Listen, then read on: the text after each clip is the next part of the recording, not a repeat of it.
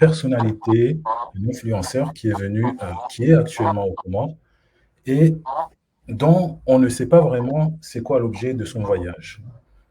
Nous avons pour invité un membre d'un collectif en France qui lutte contre les dérives et tout ce qui est arnaque des influenceurs.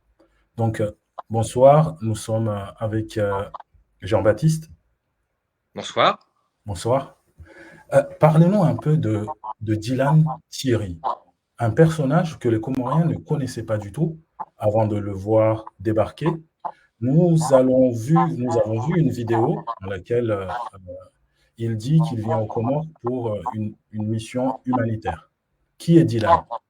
Oui, alors Dylan Thierry, il a commencé par se faire connaître comme beaucoup d'influenceurs français via des émissions de télé-réalité, en particulier avec une émission d'aventure qui s'appelle koh Et à l'époque, il s'était fait remarquer parce qu'il avait débarqué dans cette aventure, donc une aventure de survie. Il était venu avec des mocassins Gucci dans la jungle du Cambodge. Donc ça avait fait rire pas mal de gens à l'époque. Et sa prestation avait été assez bizarre à l'époque, puisqu'il avait déclaré d'ailleurs en arrivant dans ce jeu qu'il était prêt à tout pour gagner, y compris à arnaquer les autres. Ça donne déjà un premier aperçu du personnage. Suite à cette première émission de télé-réalité, il en a fait un certain nombre d'autres. Et donc, peu à peu, il a gagné de la visibilité comme ça sur les réseaux sociaux.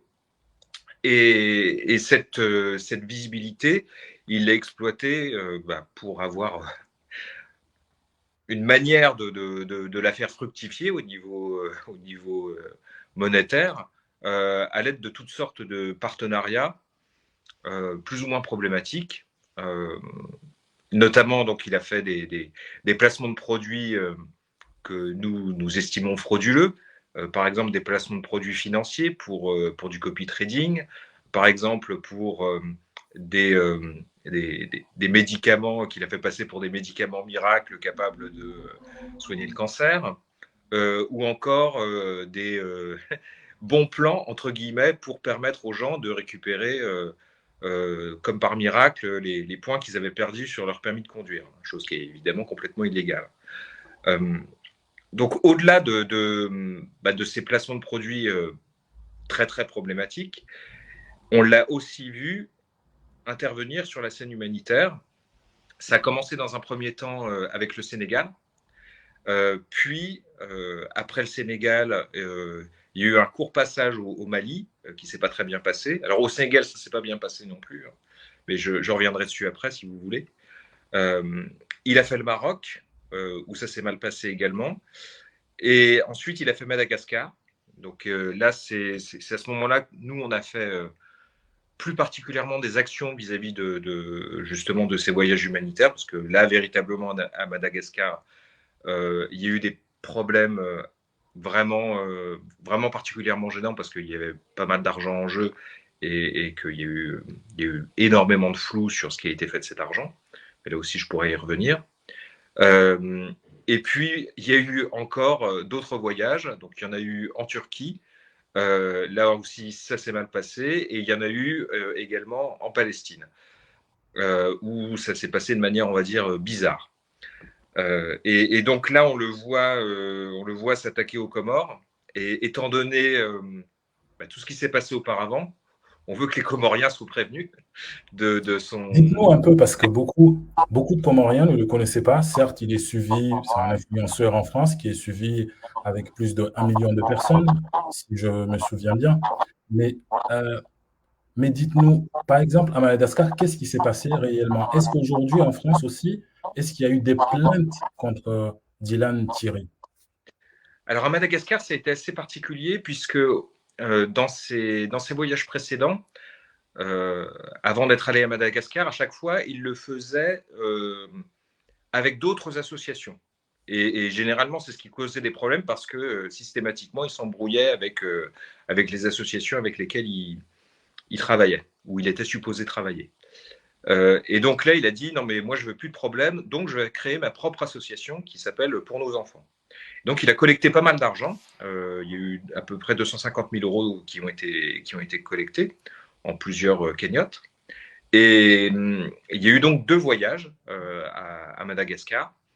Et en réalité, ce qu'on a constaté, c'est qu'entre l'argent qui était collecté et les dépenses qui étaient faites sur place, il y avait vraiment un écart qui nous paraissait considérable. Et entre lui, ce qu'il déclarait au niveau des nombres de repas servis, etc., et les images qu'on voyait, c'est pareil, il y avait des décalages assez importants. Donc, suite à ça, il y a eu il y a des gens qui ont commencé à demander des comptes. Nous, au sein du collectif AVI, on s'est notamment rapproché des gens qui géraient l'association en France, puisque il n'était pas tout seul dans cette association. Il y avait un bureau en France qui gérait l'association, et on leur a demandé des choses. Et en fait, ce dont on s'est aperçu rapidement, c'est que eux, ils étaient très démunis, parce que comme c'est Dylan qui partait dans ses missions, et que le reste du bureau restait en France, ne voyait pas véritablement ce qui se passait, ne voyait pas les dépenses. Et comme Dylan ne renvoyait pas d'éléments financiers, en fait, ils n'étaient pas capables de répondre aux questions, quoi. Et donc, ce qui s'est passé, c'est qu'à un moment, il a fallu faire un premier bilan financier de l'association, comme elle avait collecté quand même beaucoup d'argent. Donc, véritablement, c'était une nécessité légale. Et bien, en fait, Dylan n'a pas donné les éléments au reste de l'association. Donc, voilà, il a donné aucun justificatif de ses dépenses. Et donc, ce qui s'est passé, c'est que il y a eu un conflit avec le reste des membres de l'association, et l'association a été dissoute après avoir collecté donc pas loin de 250 000 euros de dons, sans jamais avoir émis un bilan financier. Et donc, on ne sait pas dans ces 250 000 euros comment ils ont été dépensés, où est-ce qu'ils sont allés. Et il y a eu encore plus gênant, c'est que malgré la fermeture, la dissolution de l'association, il y a eu encore des fonds qui ont été collectés au nom de cette association, alors qu'elle n'existait juridiquement plus. Donc, on ne sait pas ce qui est devenu cet argent, quoi. Il y a de l'argent qui est parti de manière un petit peu étrange sur, on le suppose, du coup, des comptes de Dylan.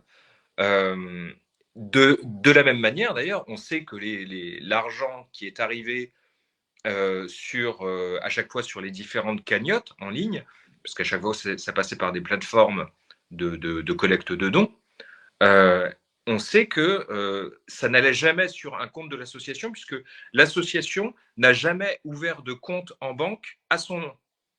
Donc, à chaque fois, ce qui se passait, c'est que il y avait des virements qui étaient faits directement depuis le compte, depuis le système de collecte de dons, vers des comptes donnés par Dylan, en fait. Et donc, après, ça allait sur les comptes de Dylan. Et là, aucun justificatif n'était fourni par Dylan. Après, ça disparaissait complètement.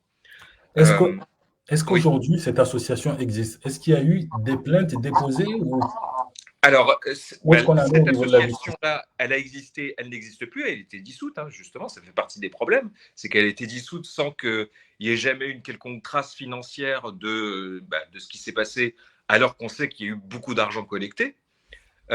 Et donc, en effet, il y a eu des plaintes qui ont été déposées, déjà des membres de l'association elle-même, puisque plusieurs membres du bureau ont dit nous, on a demandé des comptes à Dylan, puisqu'on gérait cette association avec lui, et en fait, on n'a pas été en capacité de gérer les fonds de l'association, de vérifier ce qui se passait, etc. Il a refusé de nous donner les éléments. Et par ailleurs, il y a eu également des plaintes de la part d'un certain nombre de donateurs, dont des membres du collectif AVI, qui ont dit voilà, nous on a donné de l'argent pour cette cause, et on nous a pas dit comment avait été dépensé cet argent. Il n'y a pas eu de compte qui a été rendu sur ces dons, comme normalement ça devrait être le cas pour n'importe quelle association qui fait appel à la générosité du public. Et donc voilà, il y a eu cet ensemble de plaintes déposées en début d'année 2023. Et suite à cet ensemble de dépôts de plaintes, il y a eu une première enquête préliminaire ouverte par la brigade de répression de la délinquance astucieuse à Paris. Et cette plainte date de 2023. Donc, cette plainte date de début 2023 et l'enquête a été ouverte, je crois que c'était en avril 2023. Et donc l'enquête est toujours en cours. L'enquête est toujours en cours. Au niveau de Madagascar, on a bien vérifié les informations, elle a été interdite de territoire. C'est-à-dire que oui, alors là, l'histoire, elle est reliée à cette première histoire, mais elle est un peu différente encore. D'accord.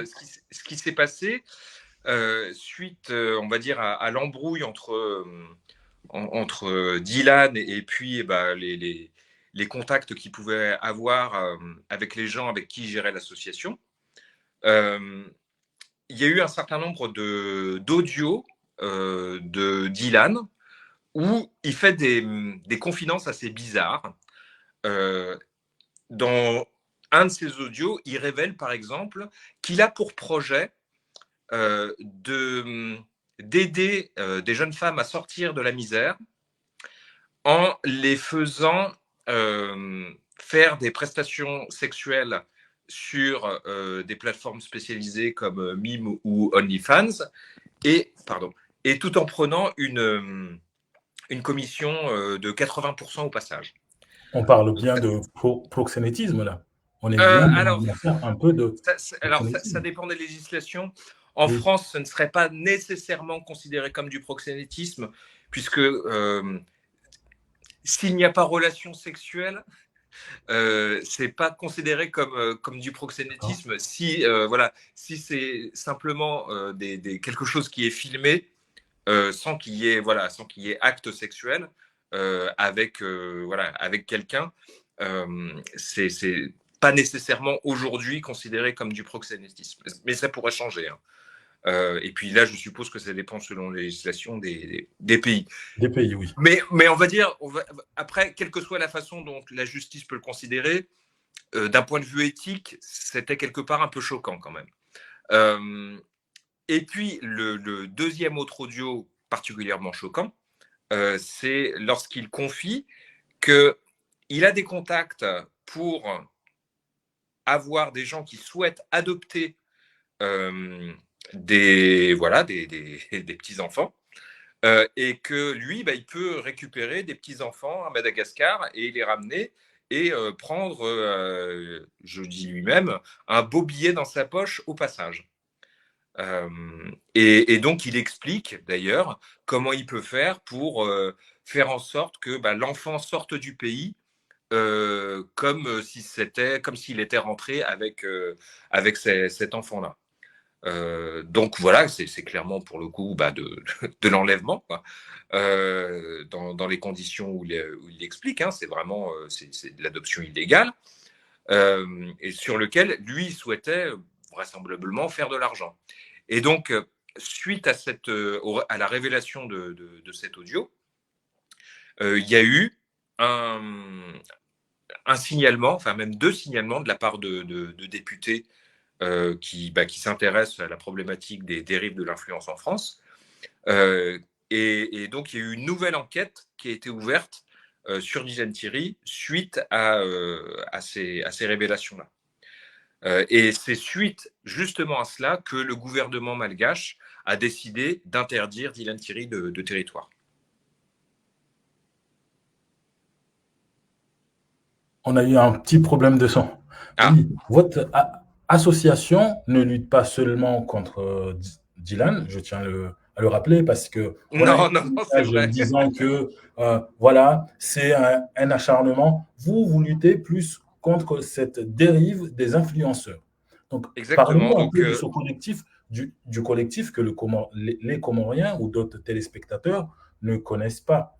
Comment on fait aujourd'hui s'il y a une malversation financière avec un influenceur pour vous contacter? Comment ça se passe? Oui, alors il y a un site du collectif, donc c'est collectifavi.com, sur lequel justement on propose aux victimes de soumettre leur dossier. Et après avoir soumis leur dossier, nous, en fait, on a un pôle victime qui va analyser le contenu de ce dossier. Ce pôle victime, c'est le seul qui est à même chez nous, donc c'est simplement 2 personnes du collectif qui ont les coordonnées des victimes, et donc elles ne sont diffusées à personne d'autre, sauf lorsqu'il y a évidemment une démarche judiciaire qui est entreprise. Et à ce moment-là, on demande la permission des victimes pour transmettre éventuellement les coordonnées aux autorités compétentes.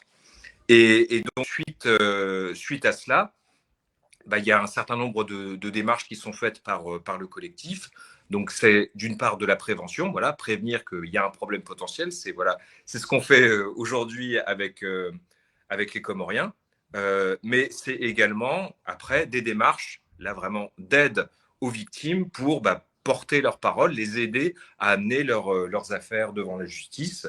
C'est par exemple ce qu'on a fait donc, dans plusieurs affaires relatives à Dylan Thierry.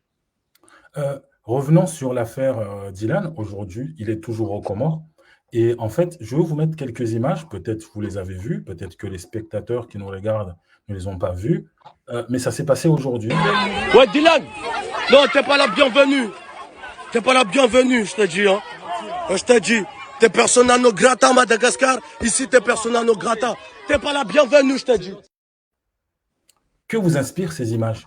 Que vous inspirent ces images quand vous voyez de telles images qui se passent, la population qui se mobilise? Ça me rappelle d'autres images où on a malheureusement avec Dylan Thierry, de manière systématique, à chaque fois qu'il va faire une démarche humanitaire dans un pays, ça se passe mal. C'est-à-dire que, bon, dans les premiers temps, ça peut bien se passer. Dans un premier temps, voilà, on le voit arriver très généreux avec le sourire, etc. Et puis, c'est ce qui s'est passé, par exemple, au Sénégal dans ses premiers voyages. Il va faire croire qu'il a fait une grande opération, alors qu'en fait, cette opération, là, pour le coup, c'était un puits au Sénégal, elle avait été menée par une autre association. À un moment, il va se mettre en tête d'un défilé, euh, alors qu'il y a une manifestation qui n'a rien à voir avec lui, et il va faire croire que les gens l'acclament. Euh, et au Maroc, il va aller au Maroc et là, il va travailler avec une autre association. Ça va très mal se passer avec cette autre association parce que il va pas faire le travail qui est nécessaire, qui est demandé par les autres membres de l'association. Et donc, ça va très mal se finir. Puis ça va se terminer en bagarre. Il va finir très, très salement amoché. Euh, c'est donc finalement quelque chose qu'on retrouve très régulièrement chez lui. De la même manière, quand il y avait eu un tremblement de terre en Turquie, lui, il est allé en Turquie avec un ensemble de particuliers qui étaient, qui étaient belges, mais d'origine turque. Et, et, et donc, au moment où il est allé avec eux, dans un premier temps, ça s'est bien passé. Ils se sont dit, voilà, il y a quelqu'un qui va nous aider, ça va donner un petit peu de visibilité à la cause, etc. Et c'est pareil, ça s'est très mal passé à la fin. Et les gens en question se sont rapprochés du collectif pour dire, mais qu'est-ce que c'est que ce type, quoi? Qu'est-ce que c'est que ce type qui, au final, s'est servi de nous, n'a pas du tout aidé, en fait, comme, voilà, comme on en avait besoin, et était juste là avec son caméraman pour prendre des images et faire de la visibilité. Donc là, au niveau des Comores, la réaction, elle est, elle est plus rapide, et tant mieux. Tant mieux. Au moins, ça montre que l'expérience a servi à quelque chose. Aux Comores, parlons des Comores, comme Dylan est toujours, il n'a pas commis d'infraction puisqu'il n'a pas encore récolté d'argent. Aujourd'hui, la justice essaye parce que les autorités sont au courant de ce qui se passe dans les réseaux, les Comoriens aussi, puisque la population commence à réagir. Comment va-t-il faire pour pouvoir arnaquer ou bien pour pouvoir, vu son passif, appliquer ce qu'il a fait ailleurs aux Comores. Comment il peut faire ça? Est-ce qu'il a de l'argent de côté qu'il va ramener? Il va faire un appel aux dons? Comment ça se passe?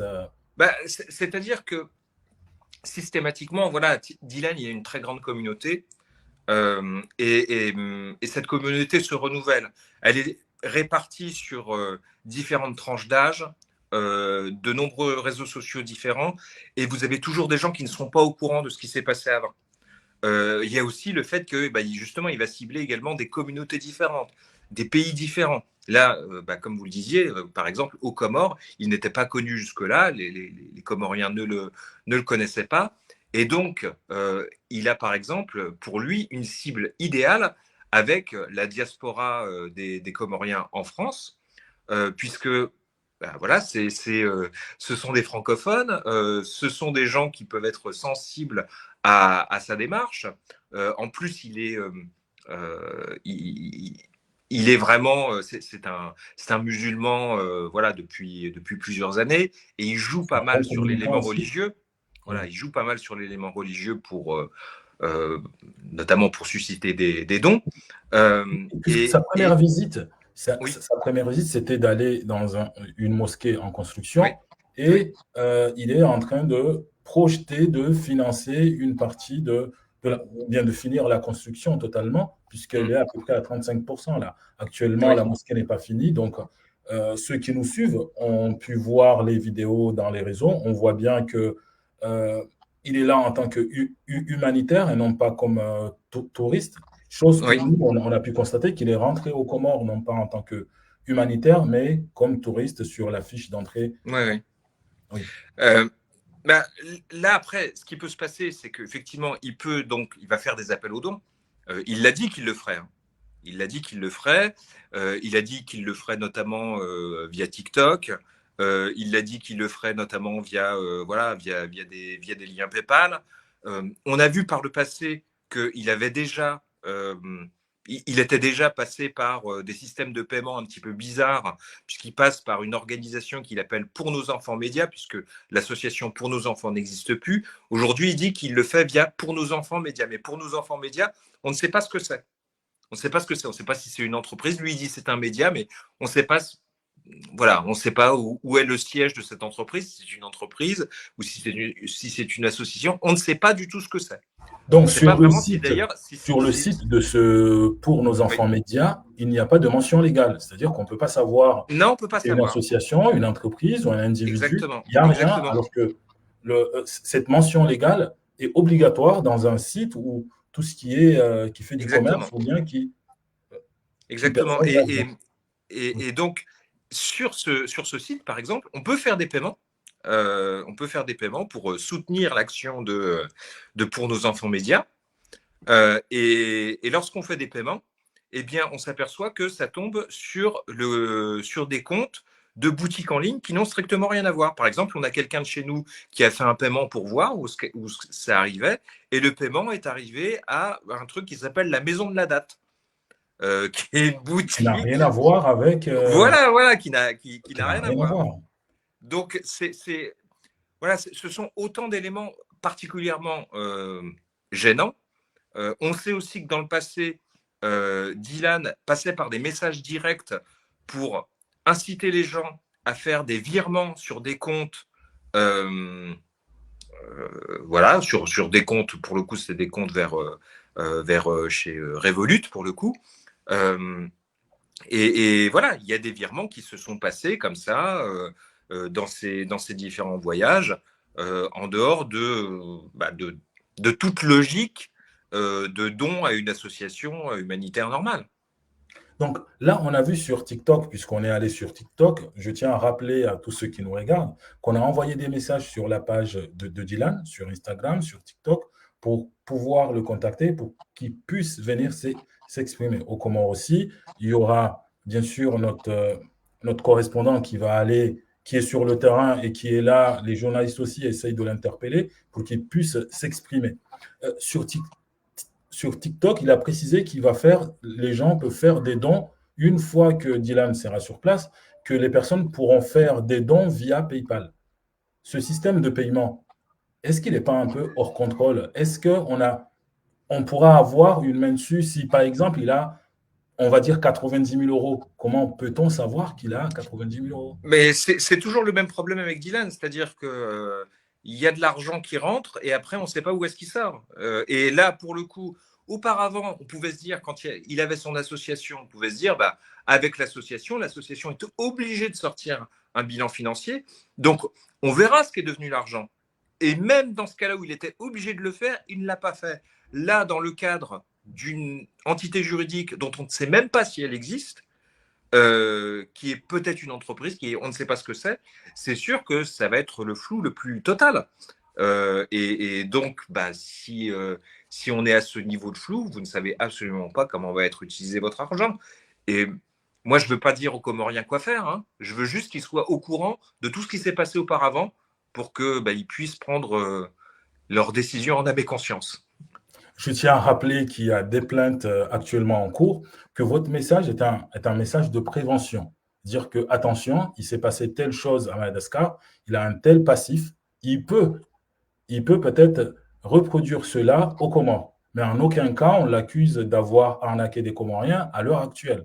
À l'heure actuelle, Exactement, oui. Ouais, c'est ça. voilà, on est en train de discuter, d'interpeller tous ceux qui nous regardent sur le passif de Dylan, qui est actuellement aux Comores.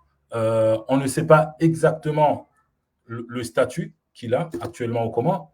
On ne sait pas s'il est aux Comores parce qu'il est humanitaire ou il est touriste. Ce qu'on sait, c'est qu'à l'aéroport, il s'est enregistré comme étant un touriste venant visiter les Comores.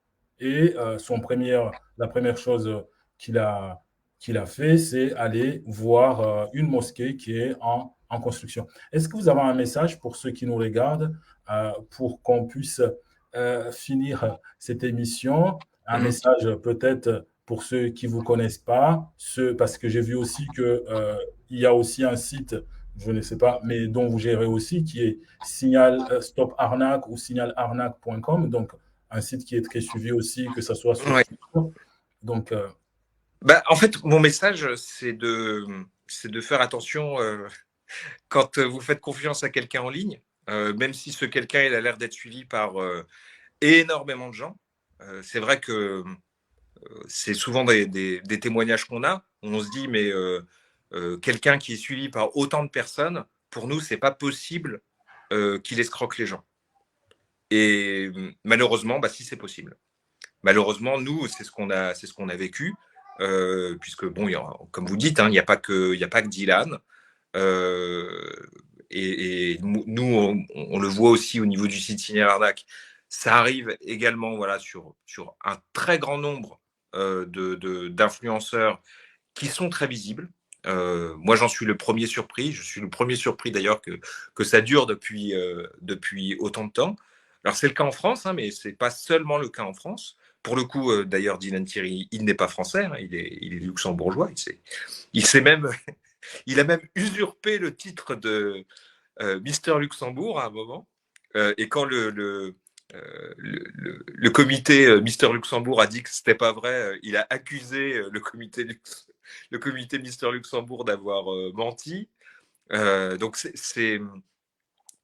voilà, ce qu'il faut savoir, c'est que lorsque vous êtes face justement à ces comptes qui sont très beaux, quoi, effectivement, qui font des belles promesses, qui vous touchent très fortement d'un point de vue émotionnel, ça ne doit pas vous empêcher de réfléchir.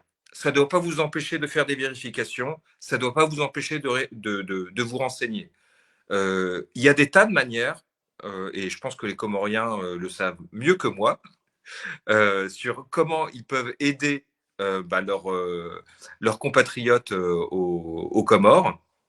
Voilà, il y a une diaspora qui a énormément de contacts. Il y a beaucoup d'associations qui sont déjà présentes sur place et qui font, je crois, un bon travail. Par exemple, je sais qu'il y a l'UNICEF qui est assez présente. Oui, il y a Soprano aussi. Voilà. Oui, il y a pas mal de... Et donc, le problème quand il y a ce genre de personnage qui agit, c'est que après, ça fait perdre de l'argent qui aurait pu être collecté par ces associations qui travaillent correctement, et ça fait perdre même confiance dans le système humanitaire de manière générale. Et c'est vraiment dommage. Voilà, c'est vraiment dommage Donc, il faut éviter autant que possible de faire partie de ce système, parce qu'en se faisant piéger, on nourrit aussi ce type, ce type d'individu, ce type de système. Donc, en vous protégeant, en faisant quelques vérifications, vous protégez aussi les autres. Vous avez vu, comme nous peut-être, que le chanteur Booba, qui est très engagé aussi sur ce combat du dérive des influenceurs, a quand même retweeté dessus. Et quel est le message? Est-ce que... Alors, Booba, il a soutenu à plusieurs reprises le collectif d'aide aux victimes des influenceurs. C'est-à-dire, effectivement, plusieurs fois, il a relayé nos messages. Il a été justement, s'il n'y avait pas eu à la base d'ailleurs